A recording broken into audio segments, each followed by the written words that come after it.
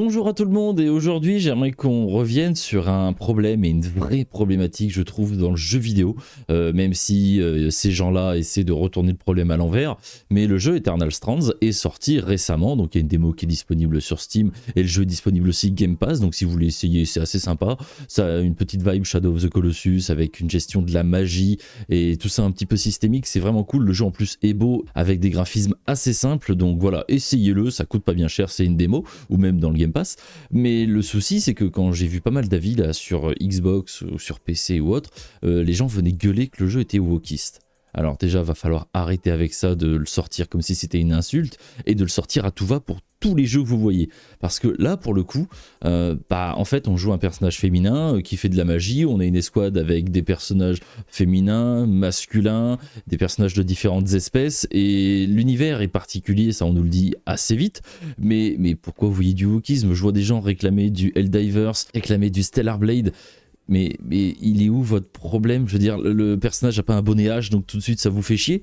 Enfin, c'est un jeu sur de la magie avec des personnages. Le jeu est indépendant, le jeu est doublé en français intégralement.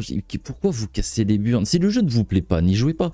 Mais pourquoi ce genre de personnes trouvent et cherchent surtout le moindre indice pour dire oh là là, c'est woke, j'y joue pas. Non, mais en fait, mais si vous cherchez la petite bête tout le temps, partout, c'est vous qui avez un problème. C'est pas normal sur toutes les œuvres.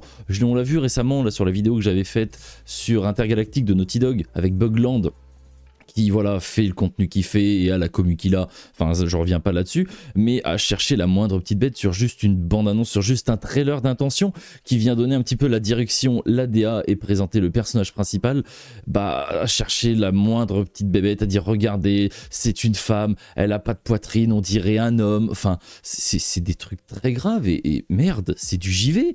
Qu'est-ce qu'on s'en bat les reins?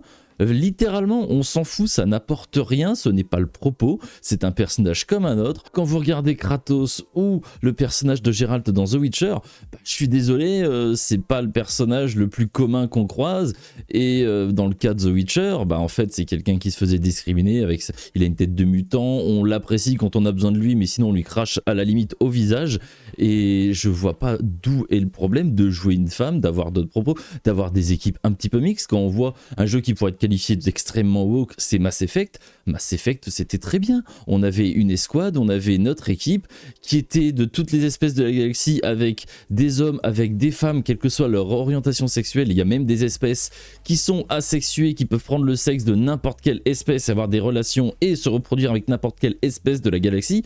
Qu'est-ce qui est plus woke que ça? Et par contre, ça n'a dérangé personne parce que vous la trouviez gentille et attirante. Vous voyez très bien de qui je parle. Donc voilà, j'avais juste un petit coup de gueule pour tous ces espèces de dégénérés qui viennent emmerder le monde, qui viennent cracher sur le média. Le média a vraiment des gros problèmes quand on voit par exemple Dragon Age Veilguard qui introduit un petit peu des idées particulières à la masse et ça gâche le jeu, mais ça représente 20-30 minutes de jeu sur les 30-70 heures qu'il faut pour terminer Dragon Age Veilguard. Donc est-ce que ça vaut le coup de réduire intégralement une œuvre à juste ce passage et d'aller chercher dans des œuvres qui ne posent pas problème, dans des œuvres qui essaient de survivre dans un monde où il y a plein de jeux qui sortent tous les jours et la concurrence est de plus en plus difficile, d'autant quand on est un petit studio? Pourquoi vous venez faire chier le monde? Je ne comprends pas. Donc j'espère que vous allez réfléchir à ça, j'espère que vous allez méditer là-dessus, j'espère que vous allez grandir un peu. Et sur ce, nous on se retrouve une prochaine fois pour parler encore une fois de jeux vidéo. Je vous fais des bisous et je vous dis à la prochaine.